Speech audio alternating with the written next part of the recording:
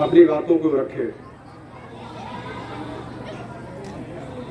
मैं उन तमाम बातों से अपने आप को जोड़ते हुए अपनी बात को आगे रखूंगा और मैं उन्हीं बातों को रखूंगा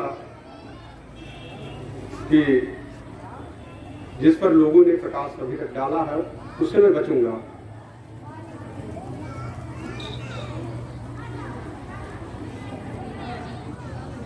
जहां तक रही बात विजयदशमी की,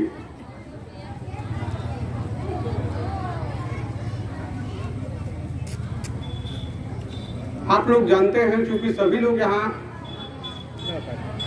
हम एक बौद्ध विहार पर आज उपस्थित हैं। बौद्ध धर्म के विषय में, बुद्ध के विचारों के विषय में हम जानते हैं। जो भिक्षु और भिक्षुणी की परंपरा थी, तो उन्हें जो भिक्षुणी थी उसमें से एक नाम था ताराजी का और मंजूश्री एक थी। जो नया शोध आया, कुछ विद्वान ये कहते हैं कि जो पार मास का दूसरा पक्ष होता है, जो उसका पहला दिन होता है दूसरे पक्ष का, उस दिन से तारा जी जो एक अरहत प्राप्त भिक्षुणी थी, और अरहत प्राप्त भिक्षुणियों को ही देवी का स्थान दिया जाता था। जैसे अरहत प्राप्त भिक्षु को देवता कहा जाता था और अरहत प्राप्त भिक्षुणी को देवी कहा जाता है। इसीलिए सम्राट अशोक को जो उनकी उपाधि देवा नाम की है, प्रियदर्शी, क्योंकि वह जो अरहत प्राप्त भिक्षु थे, यानी जिनको देवता की उपाधि प्राप्त की, वह सभी सम्राट अशोक से प्रेम करते थे, क्योंकि सम्राट अशोक उन अरहत प्राप्त भिक्षुओं यानी देवताओं का सम्मान करते थे। तो तारा जी जो अरहत प्राप्त भिक्षुणी थी, जिन्हें देवी का स्थान प्राप्त था, उस समय मानव जीवन के 10 दुर्गुणों पर, मानव जीवन के 10 दुर्गुणों को उस पर विजय प्राप्त करने का जो उनका एक शोध था, रिसर्च या अध्ययन था, जो तथागत बुद्ध का मार्ग था, अष्टांगिक योग मार्ग, उनके 4 आर्य सत्य जो उनके सील थे, इन तमाम युक्तियों से उस पर विजय प्राप्त करने का प्रशिक्षण देती थी। और वो 10वें दिन, जब 10 दिन पूरा हो जाता था, उसी दिन ऐसी मान्यता है कि जीवन के 10 दुर्गुणों पर वह विजय प्राप्त करने में सक्षम बनाती थी लोगों को। और जो 8 हाथ दिखाया गया है, क्योंकि 8 हाथ वह अष्टांग योग मार्ग के माध्यम से ऐसा प्रशिक्षण देती थी,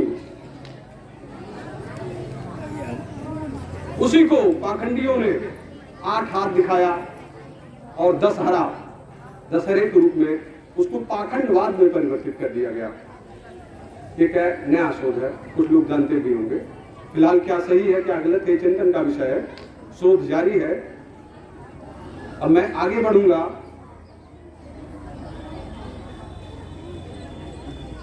हम तो तथागत बुद्ध को हम सभी लोग विश्व गुरु की उपाधि देते हैं, लेकिन दुनिया क्या कहती है?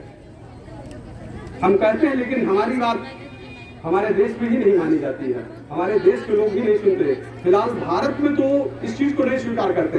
जब विदेशी मंच में जाएंगे तब उनको विश्व गुरु कहते हैं, क्योंकि विदेशी मंचों पर अगर वह विश्व गुरु नहीं कहते हैं तो उनको स्थान नहीं मिलता है, वह वहां मुकाबला नहीं कर सकते हैं। भारत का जो शासक वर्ग है वह वहां मुकाबला नहीं कर सकता अंतर्राष्ट्रीय मंचों पर। लेकिन जब वो फेल होता है तो एक डिप्लोमेसी, एक अस्त्र के रूप में तथागत बुद्ध को याद करता है। मैं आपको 2-3 पहले बताऊंगा कि दुनिया के लोग आखिर में बुद्ध के विषय में क्या सोचते हैं। आप जानते हैं संयुक्त राष्ट्र संघ एक अंतर्राष्ट्रीय संस्था है जिसके 5 अस्थायी सदस्य होते हैं 5 अस्थायी सदस्यों में से 4 ईसाई मुल्क हैं, रूस, फ्रांस, ब्रिटेन, अमेरिका। केवल चाइना एक देश है जिसमें अधिकांश लोग बुद्ध के फॉलोअर हैं। ये 5 और रूस ये भी ईसाई मुल्क है। मतलब उनके संविधान में कोई ईसाई राष्ट्र नहीं घोषित है, लेकिन वहां जो ज्यादा आबादी है वो ईसाई लोग हैं। वह संयुक्त राष्ट्र संघ जिसको 4 ईसाई मुल्क चलाते हैं और वह ईसा मसीह पर आज तक कोई सम्मेलन नहीं किए। फ्रांस, ब्रिटेन, अमेरिका, रसिया कभी ईसा मसीह पर कोई सम्मेलन नहीं किया अंतर्राष्ट्रीय स्तर का। संयुक्त राष्ट्र संघ ने कभी ईसा मसीह पर सम्मेलन नहीं किया। 2002 से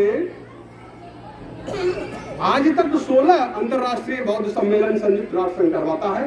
ये बुद्ध की हैसियत है।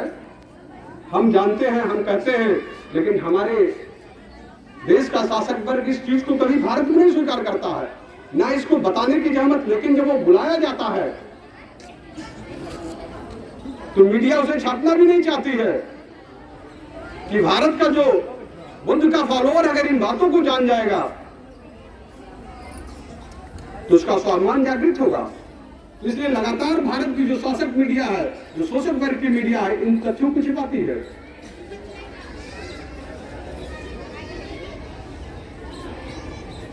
इसीलिए तथागत बुद्ध को विश्व गुरु हम कहे या न कहे, लेकिन दुनिया उनको विश्व गुरु मानती है। ताकतवर मुल्क